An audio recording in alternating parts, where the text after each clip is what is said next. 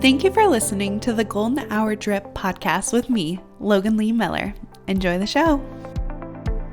Welcome back to the Golden Hour Drip podcast. I'm your host, Logan Lee Miller. Happy Monday. Oh my gosh, it is the Monday before Thanksgiving. I am so excited. I had the best weekend just running around. I will say I spent most of the weekend just preparing for Thanksgiving, right? Like trying to get everything in order, trying to get the house in order, and my back is killing me. Like I slept on the Airbnb mattress in Austin from my sister-in-law's bachelorette, and it was like stiff as a board, right? Like it was so flat. And I thought that my back would get better as like the week progressed and everything. But I think because my bed is just a little bit softer, going from like the flat bed to the soft bed, the lack of sleep, all of the things, my lower back is literally like just so painful. When I was teaching my Saturday yoga class, I had to do like a chaturanga demo, like normal. But oh my gosh, that made my back hurt even worse. And then, which this is like very exciting, right? Like I'm not saying it's bad, but I had planned to play tennis with some of my friends. I personally, not a very good tennis player. I will tell you this. I can't even remember playing tennis in gym class, but I was just trying to figure out like things that I wanted to do this winter. Hobbies to pick up. You know, we're going into the new year. So I was thinking, what can I do for fun that I've never done before? Push myself out of my comfort zone, all of the things, right? So I asked all the gals on the Golden Gal Network Instagram page. I was like, hey, who can play tennis? Because I would love to learn. I was listening to the podcast from the Skinny Confidential. They had, I want to say her name was like Gabby, maybe. She was a pro tennis player. It's like a fairly recent episode. So I think if you scroll back, you can find it. But they were talking about how tennis players, one, they remain like a very healthy individual throughout, their elderly age. So it's like, they live longer and they have more like physical access, like they're able to do more things as they get older than other people who might not like exercise or do any of the things. Also, after Challengers this past summer, I'm like, you know what? Tennis might be super, super fun to learn. So I asked some of my friends and we had plans on Saturday to use the courts. And let me tell you, tennis is nothing like pickleball. Okay. I feel like everybody refers to pickleball as like tennis as well because it's on a court. I feel like pickleball is more like ping pong. Like it's seriously like you are hitting the ball back and forth. Tennis is like tennis balls, right? Those things bounce like crazy. I felt so bad because one, I was trying to learn. So my friend Katie came and she has like more experience than me. She's like actually taken like a couple tennis lessons. Abby played tennis in like high school, like on a team, so she's pretty good. And then the other gal, I can't remember her name right now. Oh my gosh, it's the first time it starts with a C, but all I can think of is Claudia because I was listening to Claudia Ostre's book. So all I'm thinking about is Claudia, but it's not Claudia. She texted me too. Christine. I didn't want to get it wrong. Christine, she's like a new friend of mine. And Christine is on a league currently. Like she's really, really, really good. I was like, okay. So she was teaching us all how to play and I felt so bad because she would be like feeding the balls to us and I would be trying to like whack them, right? Taking her advice on the stance. But literally I feel like I just am not an athletic person and I'm trying to like not identify myself as that because I don't want to like make it true. I'm trying to like break out of that mold. But in all honesty, like when I was younger, yes, we did like a couple sports. Soccer was like kind of fun when I was in kindergarten, first grade, right? Like we did sports younger, but there wasn't really any like drive or like interest in sports, or it wasn't like a family ordeal. Like we weren't going to sports games. It wasn't like we had other things to do. And I kind of wish that I would have stuck with something. I feel like individuals who practice like gymnastics or tennis or any sort of sport as like a young child, they keep that throughout their adulthood, right? And it keeps them like active. I am so angry. Like someone should have put me through something, okay? Like tennis classes or what are the other sports? I can't even think of the typical sports that people put their children in. Soccer would have been fine. Like softball. I didn't really like softball though. I don't know. There's a trillion sports that it could have been put in. Rugby, like Alona Mar, like I could have been on her team, right? Anyways, so I'm kind of mad, but I don't really feel like I have the natural athletic ability as other people, right? Like it's just not something that I cultivated as a young kid. And I really wish that I would have. I really, really, really wish that I was more of an athletic person. And, you know, that is going to be one of my goals for 2025 is just like trying to figure out some point of athleticism, which seems so silly. I get it. But I am just really trying to like think about my 80-year-old self. We put money in 401ks. We think about retirement. We think about, you know, taking care of ourselves in that way. But I want to have a hobby or something to do that is like physically fun, but also like healthy. So I'm like, tennis might be that thing, right? Like tennis could be that thing. Maybe not, but it is always fun to like learn the foundation.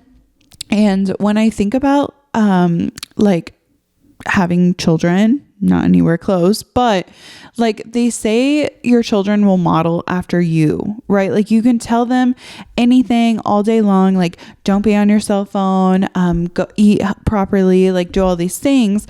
But if you as a parent aren't modeling that, then they're not gonna listen, right? Like they're going to see the things that you're doing and then they're going to want to do that too. So if I am stuck scrolling on my phone all day long and I'm not having any activities, I'm not having any fun, like then my children will also do that. Like they're not going to have any sort of will for life. No zest, no nothing. So I really it is important for me to like pour into myself and do activities and have hobbies outside of like my career, and also try new things, because I always think to myself like, man, I had so much time in college. I had so much time in high school, but in reality, like I have time now too. Like I can be utilizing this time. And they always say the present, what you're at right now, is what you look back for your goals. So I think back to, when I was in college, like I had so much free time, but in reality, when I was in college, I had like so many exams and I had to study and I had to go to class, and it was a time suck in several different areas, right? I also didn't have the money like I do. Like in college, I had some college jobs, but that was it, right? And then I think about high school and I'm like, man, I had so much time in high school, but a lot of that was, I was with my family. I couldn't necessarily drive myself anywhere. I couldn't go on trips. And now as an adult, like I can book a trip. I have the money, I have the time, I have the funds. It's if I'm utilizing them wisely, if I'm actually doing it in a way that is fulfilling and not just like doom scrolling on my phone, right?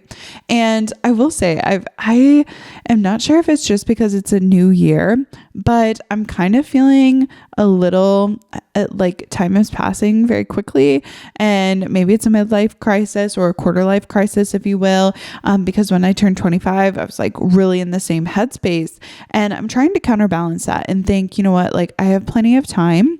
And the present is just as important. And we romanticize the past and we think, oh, like this was good because of this, or this was good because of that.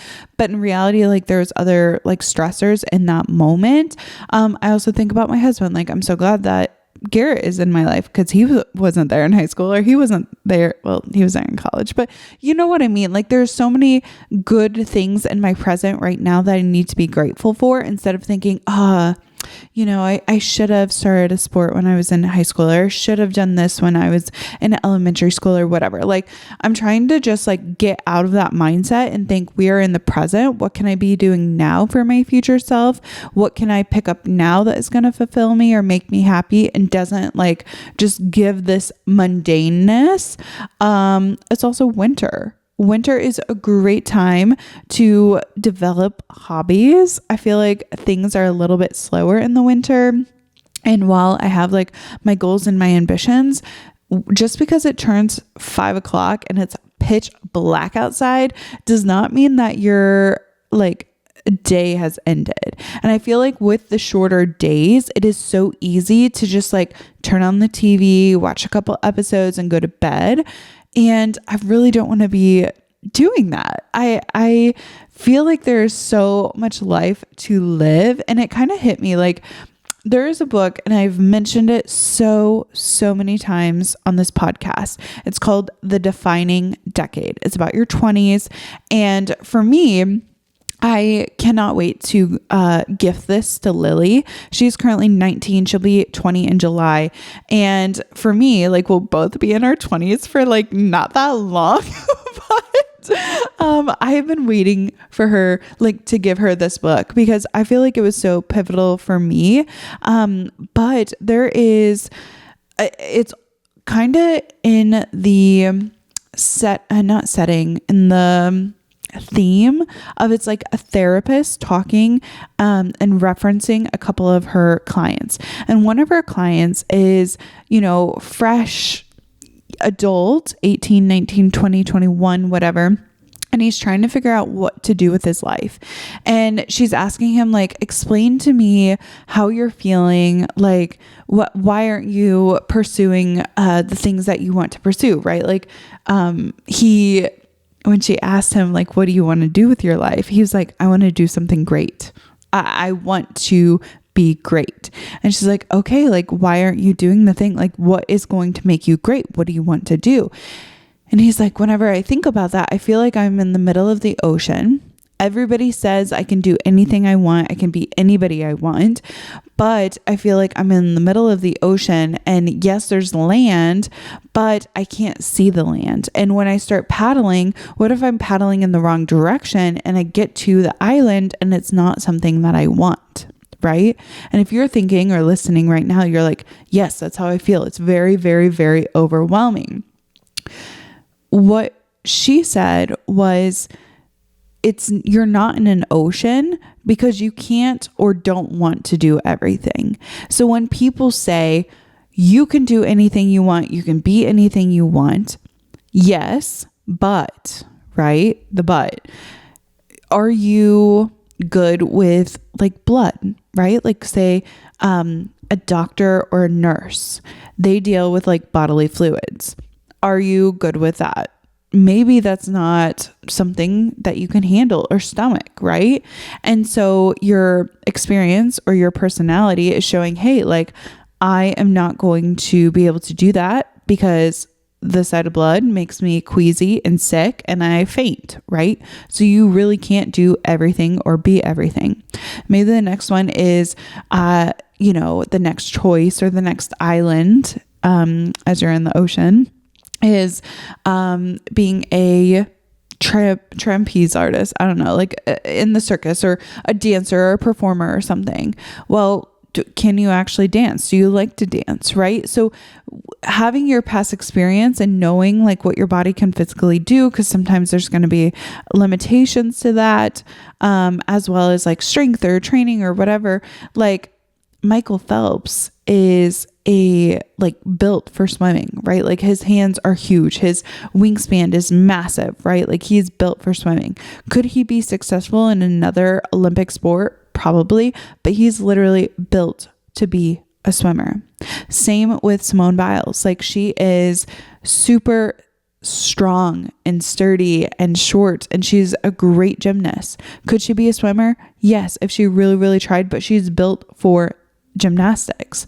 Same goes for you. Like, if you're thinking about like the limitations and what you want to do, and then it kind of narrows it down. And then I'm thinking, okay, I know there's things that I can't do that I wouldn't want to do, but then I think about all the things that I can and want to do and accomplish. And I'm like, how am I going to get this all accomplished? I'm going to have to try so freaking hard to get it all done. And then I feel like I don't have enough time, right? So then instead of just spiraling and think, I don't have enough time to do this, or I don't have enough time to do that.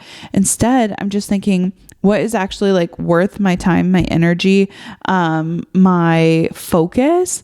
And like, how can I rank those? Because I'm coming to terms with like, I'm not going to be able to do everything that I want, but I can do a few things really, really good. And if I accomplish them and achieve them, then I can maybe pick up another thing, right? So all that being said, it's a very emotional and like kind of stressful time right now for me, because I'm trying to like counterbalance these thoughts and these feelings about not being able to do it all, or not have enough time, or not being this. And I feel like these emotions kind of bubble up during the holidays. One, because it is the end of the year, and I'm thinking, okay, what have I accomplished this year? What do I want to accomplish next year? I'm thinking about comparison with other people. A lot of people, they will highlight their year in review, right? They will either have like a photo dump, or maybe they send a Christmas card, or a lot of monumental things happen in November, December.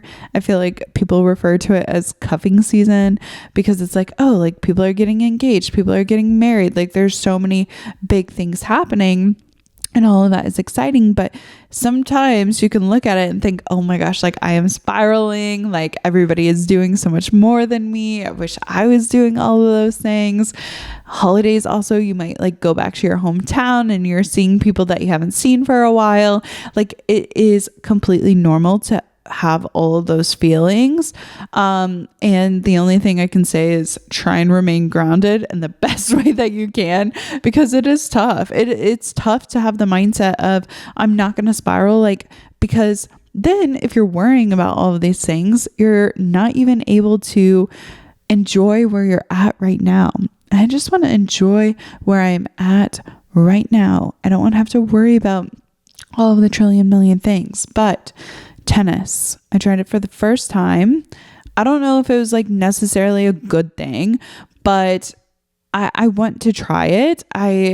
I'm not good, I'll tell you that. Like, I felt so embarrassed. Like, Christine was bopping around. She looked great, super athletic, and just like crazy good. Her swing was awesome. She recommended this place in Overland Park. Let me pull it up.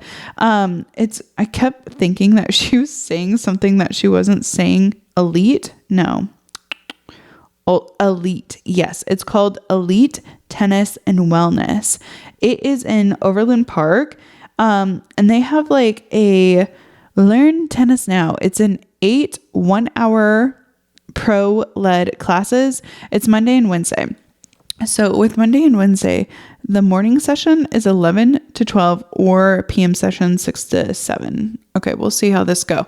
I will say, speaking of just like trying to figure out like what you want to do and realizing you can't do it all, I did something like kind of scary. Like, I am still like thinking back and forth on it, because time is so important. And I am just like auditing my past year and everything that I did, everything that I learned. And I decided, it's actually when I was in Austin last weekend, I was taking the time to be quiet, and I was just thinking, okay, like I really want to utilize my time in the best way possible. And back in January, I took the leap. I was very excited. And I went through yoga teacher training, and it was awesome. It was so immersive. It was 8 weeks. It was 200 hours. I learned so much, and I've been teaching yoga class Mondays and Saturdays. And I've been doing that for the past 6 months. It's been really good. It's been really fun. And I am just thinking to myself, like, is this something that I want to continue? And my mom always told me with like fair was like crazy in our household. Agriculture fair, like going to the fair is very exciting. But I was involved in FFA and 4-H. And so we showed like animals at the fair. So we, there's many years, like chickens, goats, pigs, cattle, I'm trying to think of them. We also did like home goods that we, entered at the fair, and always like preparing for a fair, like walking my cow, working with my animals. Like that was always like so annoying throughout the year, because I was like, I wouldn't go to the movies with my friends. I wouldn't be doing anything else, or like washing them or getting them ready, and like fair week was always so exciting because I get to be on the fairgrounds. It was, away from my parents. It was kind of practicing my independence. I got to see all of my friends. I'm showing my animals. It's like the exciting time, right? And during the summer, like when I'm preparing for fair, because it's in August, I would be like, I don't think I want to show pigs next year because this is taking too much of my time. My mom always said, like, don't say that you're going to quit when it's like during the hard part, and don't say you're going to keep going when it's like the fun part, right? So during the week of fair, I'd be like, oh my gosh, this is awesome. I'm for sure going to show pigs next year. Like, I love it. I love it. I love it. And when we had to like do our record books, that was always heinous. Okay. You had to have a record book. You had to put like how much you, spent on your animal and how long you worked with it, and you had to have photos, and you just had to like fill it out, and it wasn't very fun. And so during that time, after fair was over, I had to turn my record book in. I was like, this sucks. I'm not showing a pig again.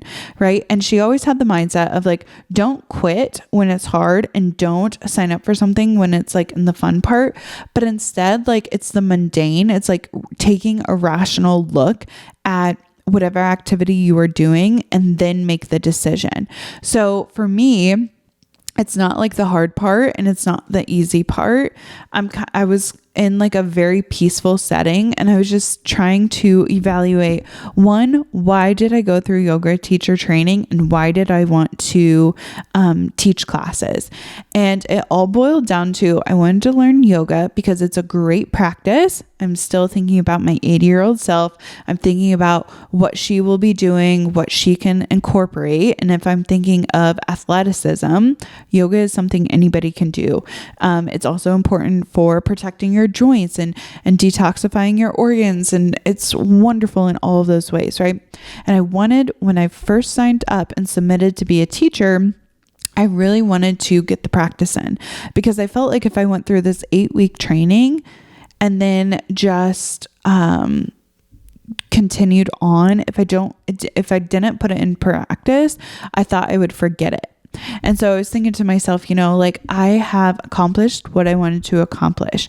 Am I wanting to build upon this? Am I wanting to like do more and expand? Because like next steps would be like teaching more yoga classes. Do I want to be a full-time yoga teacher?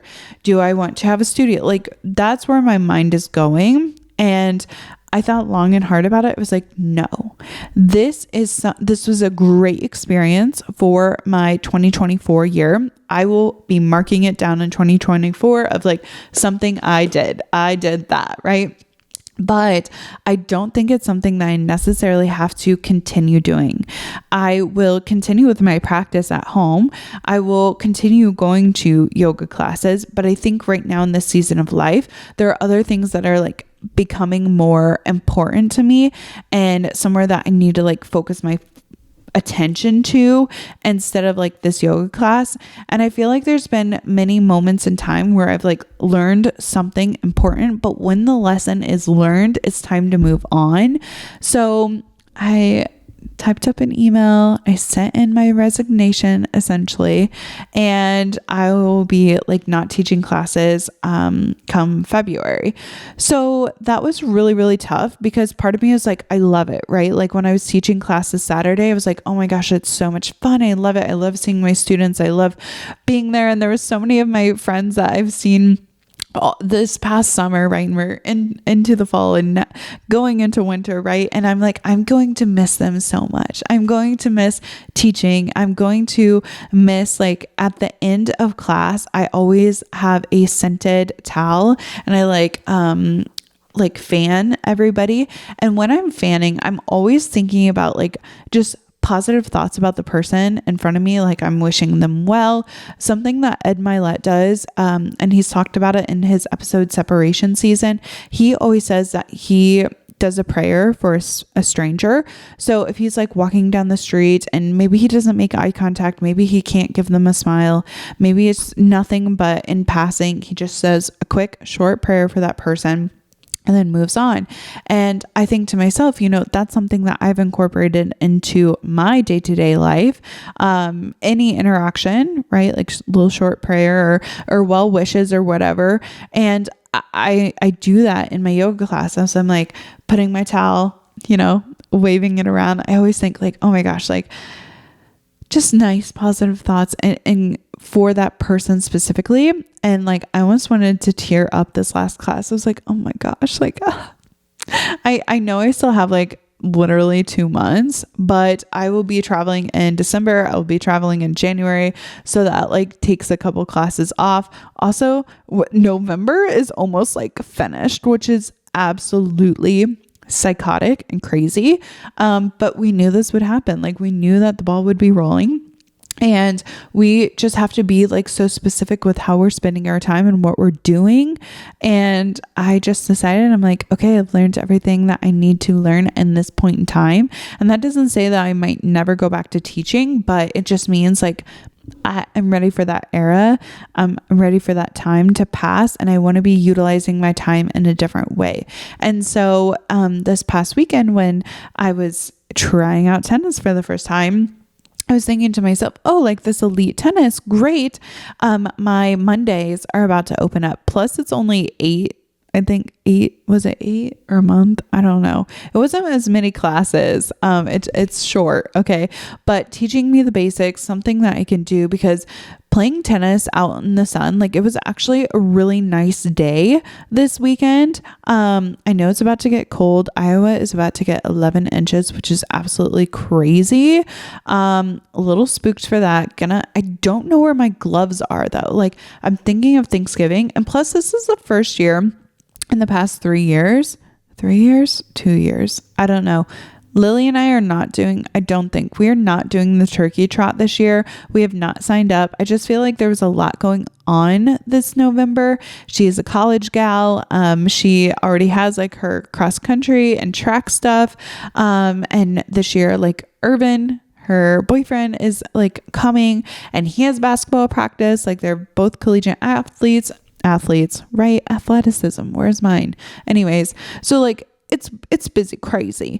Plus with like just everything going on, we did not sign up in time. So who knows, we might run around the block. Maybe not, but we're not doing the turkey trot this year, but we are going down for a nice time, a nice extended time, lots of snow, need to find some gloves. But, I just have it in my mind that tennis, like it's a new fixation. Okay. And it was the last like nice days of November. We're going into December. We're going into the hard, cold winter, which is fine. It's great, but it's good to find a hobby. It's good to find something to do. And yeah, I think I'm going to ask Santa for a tennis racket because I had the best time. But I do think that it rocked my back like a little bit more. I was starting to feel better on Friday evening and Saturday morning. Like Saturday was great. Then I did my chaturanga demo and my back hurt a little bit. And then I played tennis and it was like felt good. But then when I went to bed and woke up, I felt like an old lady. Seriously, felt like bent over. It was terrible. honestly, like it was really horrendous. But you know, it happens. I don't know. I've been trying to do like stretches at home, like some cat cows, some, water. I've been trying to take a bath, anything to like release the tension and pain in my lower back. It is absolutely just, and this is what I'm trying to prevent against. This is what, like, I need to be active so 80-year-old me doesn't have back pain. Hey, I hope that you're enjoying today's podcast episode.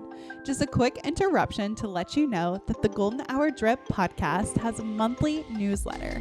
You'll find podcast updates, upcoming events and information, and bonus content. If you haven't already, click the link in the show notes and join today. Now, back to the show. They always say, like, if you don't use it, you will lose it. And I feel like I could be on the verge of losing it. No, not really. I seriously think that I just slept wrong on the bed and going from the flat bed to, like, I must have a pinched nerve in there. I don't know. I also have been getting back into lifting. So maybe I lifted improperly. Maybe it could just be like a totality of all the things that I'm doing. But I just have to have the mindset of like, taking it easy when I can take it easy, but also like exercising more, stretching out my back. I feel like my office chair isn't like the best for alignment. So maybe I get a new office chair. It's kind of wobbly. It's like one of Garrett's old ones. But this weekend, I seriously like have just been preparing for Thanksgiving, preparing to like get things together, get our house cleaned, and I did something super, super fun.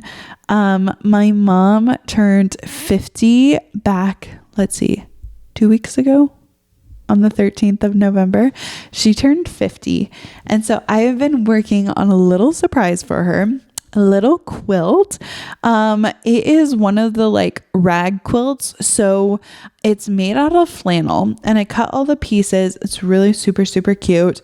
And the flannel pieces are like trimmed. So if you've ever sewn anything before, you have like, you put your right sides together, you sew on the wrong sides, and then you flip it open, and then you never see like the raw edge because it's like a seam. Same with like, maybe not jeans, maybe a sweater. Like, I don't know how to explain this, but like on your sweater seam where they like sew the two fabric pieces together, when you flip your clothes inside out, you see like the raw seam, right? Like you see the centimeter or half a centimeter of fabric, and that's how you can tell like your clothes are inside out. So for this quilt, that is on the outside. It's really easy. You don't have to have a long arm machine to machine the top, the middle, and the bottom together, because usually that's how like quilts get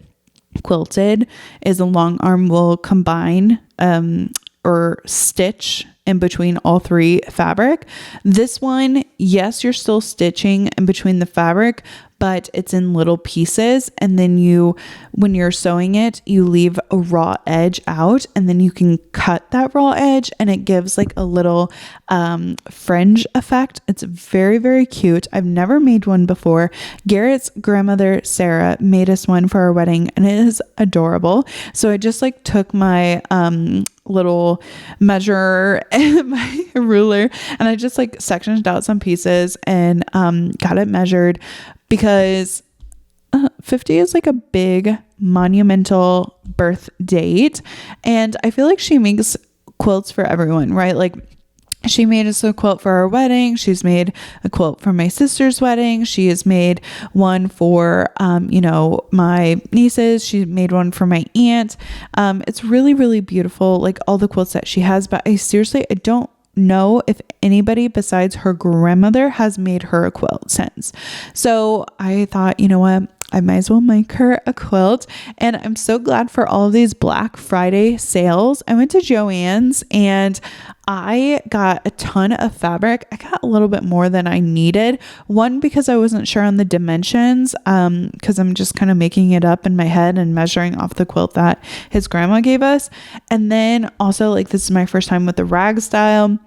Wanted to leave for a seam allowance. I also wanted like big squares because I'm doing this last minute. Like it was my intention to do it, but I've just got busy, one thing after another. And so it's crunch time. So I've been sewing on this quilt. I should have it finished by the time we leave for Thanksgiving so I can gift it to her.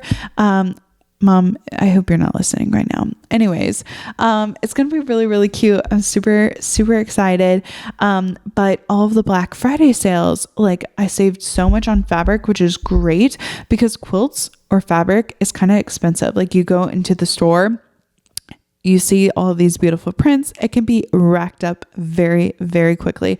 So because I've gotten everything done, like I've been trying so hard to just like set my future self up for success. So like having my house cleaned, making sure my projects are finished up, like doing all of the hard things earlier so then I can enjoy the time with my family. But this weekend, seriously, I didn't have to do anything besides teach my yoga class, but I played tennis for the first time. I went and saw Wicked. Oh my gosh. Let's just take a little pause. Let's talk about Wicked. Okay.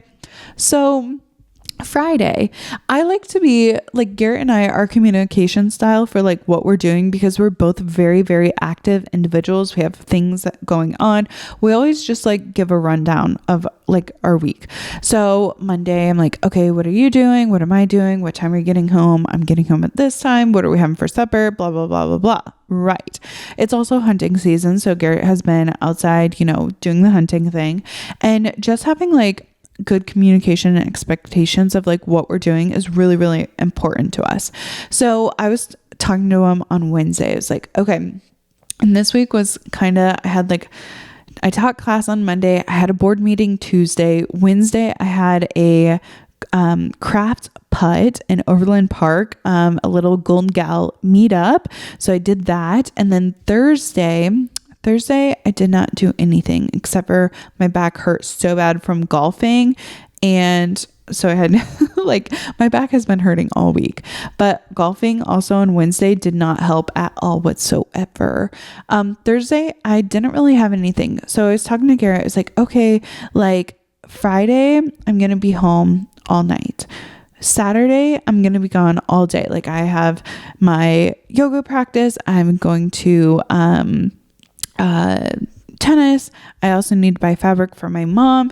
And then I was planning on going out with my friend Hannah, and a couple other friends to go out to supper. Right. And I think Union Station had like some sort of like holiday setup or whatever. And I was like, okay, so Saturday I will be out all day, but Sunday I'll be home, right? Because it's important to, when are we going to hang out? When are we going to talk? When can we do things like together? Right. But on Thursday, Hannah texted me, or no, it was Friday morning. She was like, hey, because in the group chat, we were all trying to figure out what to do Saturday. And we were like, saying times we were free and what time we could do things. And, she had asked, she was like, does anybody want to go see Wicked? I was like, I do. Everybody else was like, I promised my friend Julia, I promised this person, I promised like that I would go with them. And I was like, guess what? I have nobody I've promised to go with. I would love to go with you, right? And so Friday morning, she texted me. She was like, hey, like, do you want to go to Wicked tonight? Like, let's try and get tickets. So it was her and my friend Sarah. And I like got tickets on, we went to AMC in Town Center. I love Town Center. That's where I teach yoga. It's like one of my favorite places to be. So I was like, all right, let's get this pulled up. And Friday was like the first release date to like the general public. I think some AMC Rewards members could get it like Thursday or whatever, but Friday was like the official like released date. And so, the theaters were packed, absolutely packed with everybody, which was great. But our seats that we got We're front row. So front row is directly underneath the screen. And let me tell you, this is how I watched Challengers with Alexis and KD, because we invited ourselves to KD's little solo movie. And she got like a good seat. We got crappy seats because, again, it was fresh, like it was brand new. And we got tickets like an hour before. Like it was crazy. Anyways, so we're looking up at the screen. Absolutely heinous. Okay. And what makes me really sad is I'm ready to see Wicked. Like I'm so excited to see Wicked. Our seats weren't the best, but I'd rather have movie seat tickets than no tickets at all. And the opening scene was so cute. It was beautiful. Just seeing Ariana Grande and her little pink bubble. Her outfit was lovely. I'd seen her dress on a carpet, and it was like the Wicked premiere or whatever, and it was showing a couple of their costumes, and it included like her pink dress. So lovely, so magical looking. And while I was watching it, I couldn't help but think that like the outfits were stunning. Like seriously, each and every scene with the outfit, it was just like so fitting for Galinda. Anyways, I personally cannot remember. I watched Wicked with my mom when I was in middle school, but I can't even remember a single aspect of the theater production. Okay, I was in middle school. I didn't really care. This was so iconic. And I will say, I listened to Jen Gottlieb's book, Be Seen, listened on audiobook. I also I saw Jen Gottlieb perform at, I want to say Powerhouse Women in Scottsdale, and absolutely iconic. But she talks about in her book how she like memorized, she wanted to be Galinda. Or was it? Who did she want to be? I can't remember. I actually have no idea. This could be absolutely false. I felt like for some reason it was Wicked, but now that I'm like thinking in my head, I think it was another Broadway musical. I think it was, oh my gosh, what the heck? I can't even think of it, but I think I'm wrong. I think I'm totally like absolutely wrong, which is, again, I think my brain is just Jen Gottlieb. What did she play on Broadway? And I think I spelled her name. The Wedding Singer. That's what it was. The Wedding Singer.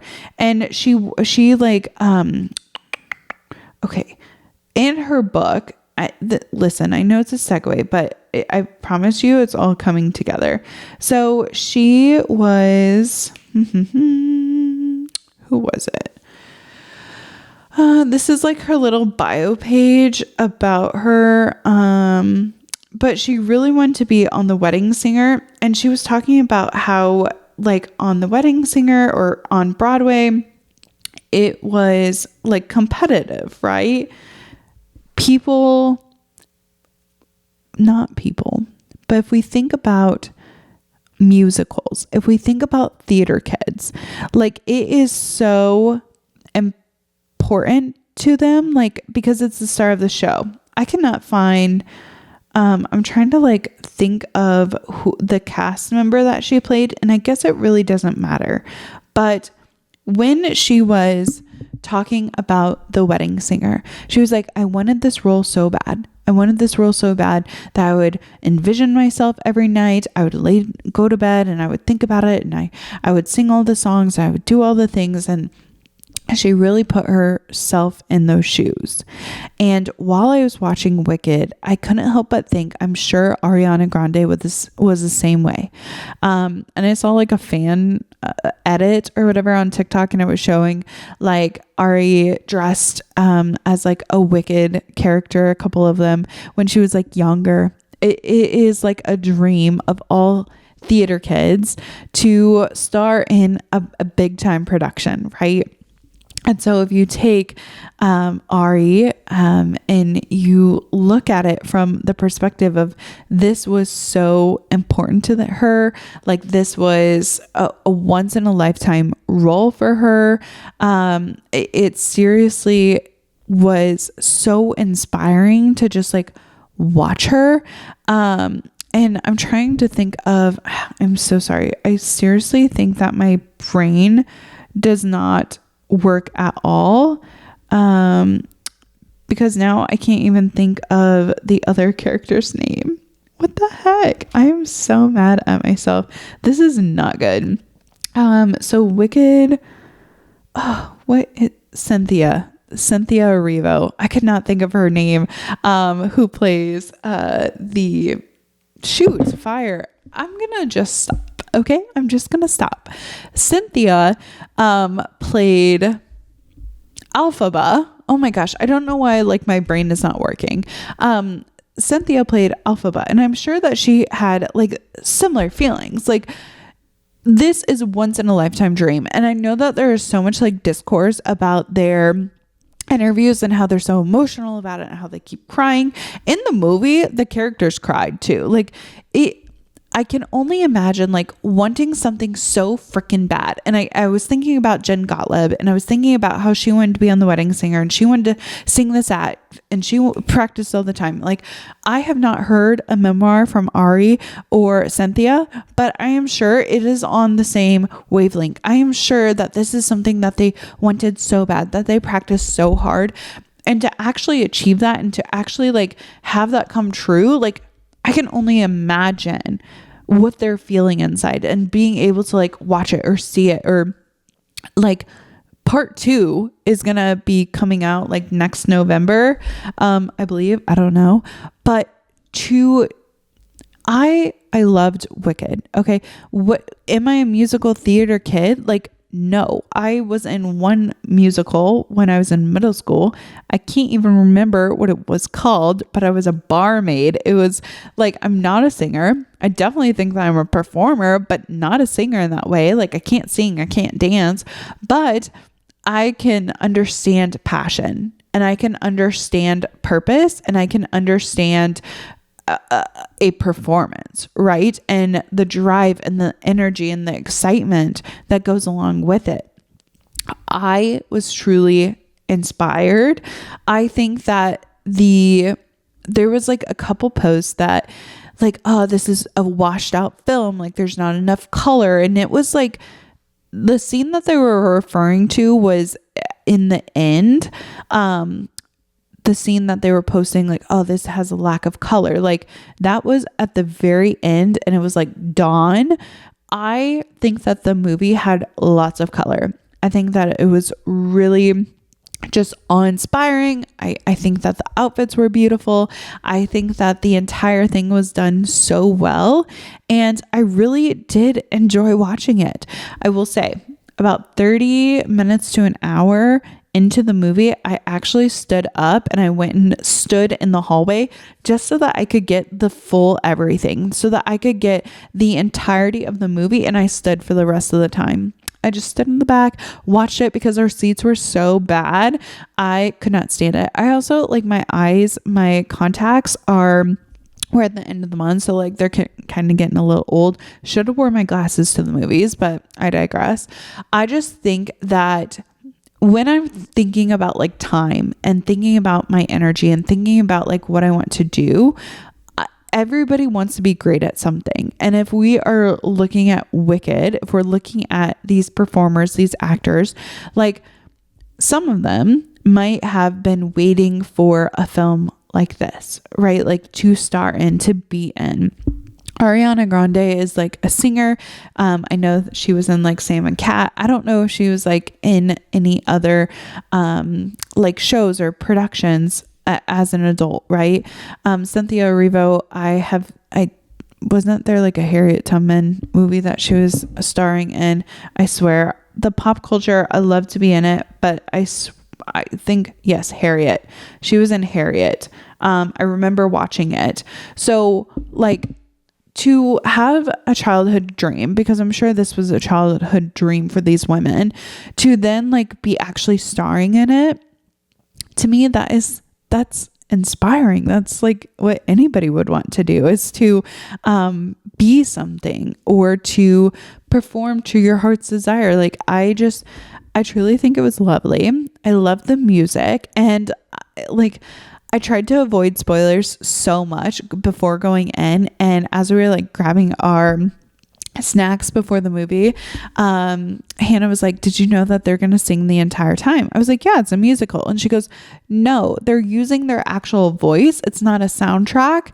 And I was like, oh, like that's going to be awesome, because I was kind of mad and disappointed. Like I get it why Cher lip sync, and I'm sure there's other performers who have during the Victoria's Secret fashion show, but it was like so oddly prevalent. Like you could definitely tell that she wasn't like singing. I don't know. I just feel like for the Victoria's Secret fashion show, like it is better when they actually are singing and you can hear it, and instead of just like a soundtrack, right? Like everything is better live, and you get to truly see like the artist's like voice range, and it's just lovely, right? So if I'm thinking about the movie and I'm thinking about like, oh gosh, like they were actually singing, and there's this one part that I've seen on social media circulate. It's like, this is about the song Popular, and she's like going through it, and she's like, what do you think that these people had?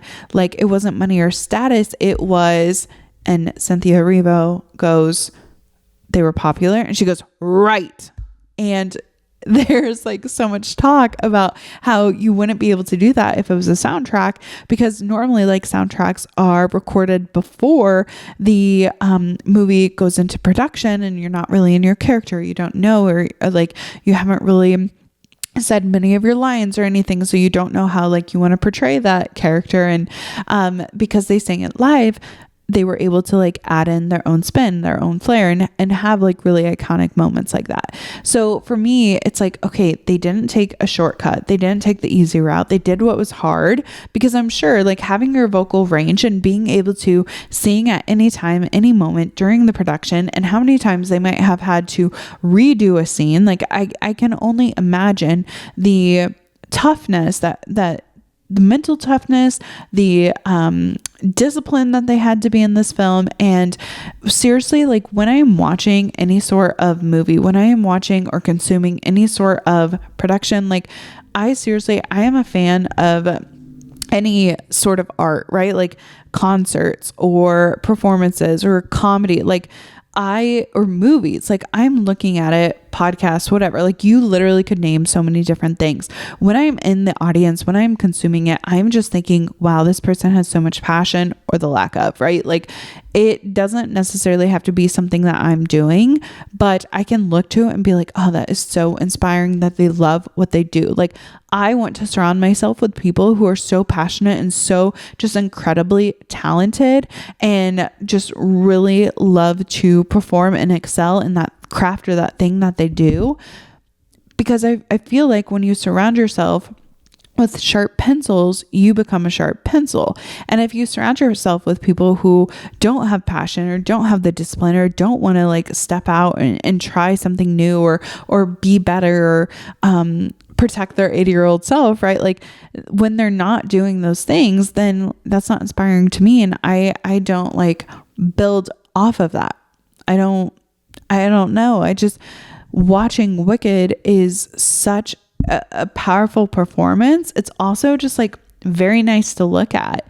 It's beautiful. It's stunning. And there's so many parts of me that was like, oh, like a chest like that. I couldn't help but think that Galinda, her entire wardrobe, like all of the things, was so American Girl doll coded. So like with her trunks and her outfits, I couldn't help but think, I was like, man, like my American Girl dolls had like a similar setup. Like they had their little like rack of clothes, they had their trundles, they had their like cute little bed, all the matching outfits, all of the shoes. Like when she was going through her shoes, I just thought, oh my gosh, like my American Girl dolls had this. Like that was so just like doll coded. and I loved it. I loved every single moment of it. But when you're looking at these beautiful things, it's aspirational. When you're like seeing this, or even like Alphaba, if we take her, like not looking at Galinda's like beautiful setup, but if we talk about how Cynthia's character, she was not afraid to stand out, right? And there was a moment where she had every right to be embarrassed, right? Like nobody likes to be ostracized. Nobody wants to be standing out in a way that is negative. Nobody wants to be made fun of by their peers. Like that is very, very sad, right? Like I hate bullies. I hate when someone does something just to be mean or self-centered. Like I don't like that, right? And so there was a moment where Alphaba, she had every right to be upset. She had every right to, just like be angry or be sad. And she was sad, but she didn't allow that to stop her from like being seen by others. And I think that is also so inspirational, to not care, or even if you do care about what other people think, to instead say, you know what, like you're not going to erase me. You're not going to like take away from what I have to offer. Like I'm going to show up. I'm going to be who I am, instead of like, oh, like you should hide away because nobody likes what you did, or you're different, or like whatever. So there was so much like courage in the character Alphaba, obviously.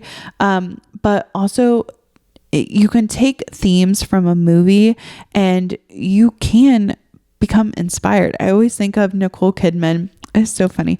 Before we watched, what was it? Oh my gosh. What is the Zac Efron movie? This is horrific. Zac Efron and Nicole Kidman, they came out with a movie and it was like on Netflix. What's it called? A Family Affair. Okay, A Family Affair came up on Netflix. It was one of those nights I didn't know what to watch. And I was like, Garrett, just put something on. It was new, streaming, number one, whatever.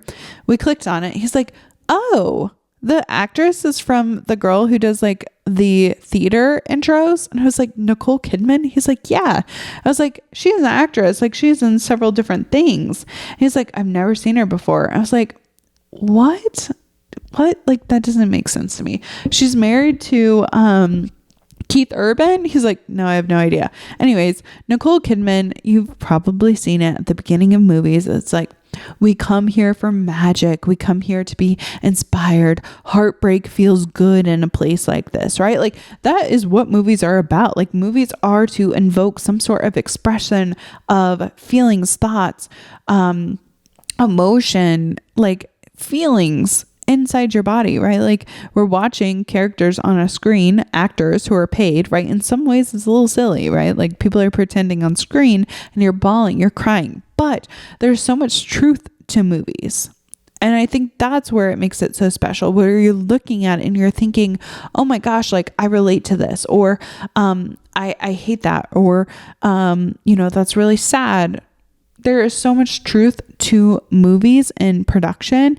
And I think that it's normal to feel inspired and happy and all the feelings that come with movies.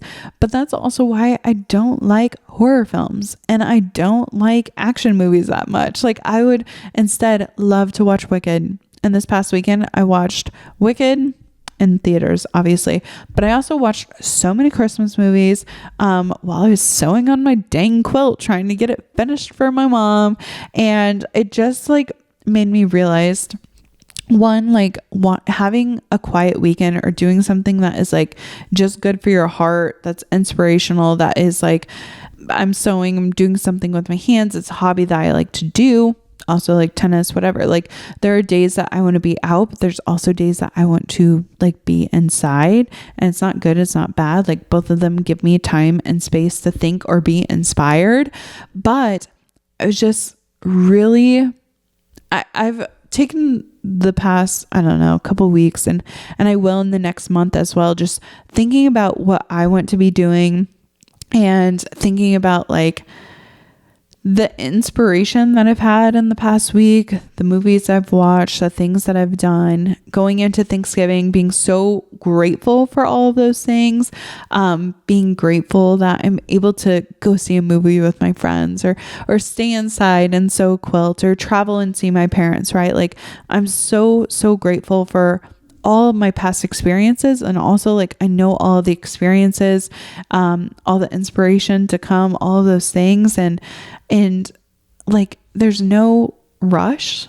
Although time is limited, there is no rush for any of those things. So if you're having similar feelings, if you are feeling really inspired by the Wicked movie, or maybe you feel like the comparison from Thanksgiving, or you don't have enough time, or what are you going to do in the next year, just know like you're not on your own. I'm feeling the same way, and there's so many other people who are also feeling the exact same way. So I am feeling so thankful for you this Thanksgiving week. If you are traveling to see friends or family, please be so safe. I hope that you enjoy some chicken or some turkey. I don't know why I said chicken. My brain needs to go to brain camp. That's all I have to say. So thank you so much for listening or watching this episode, and I hope to see you in the next one. Bye.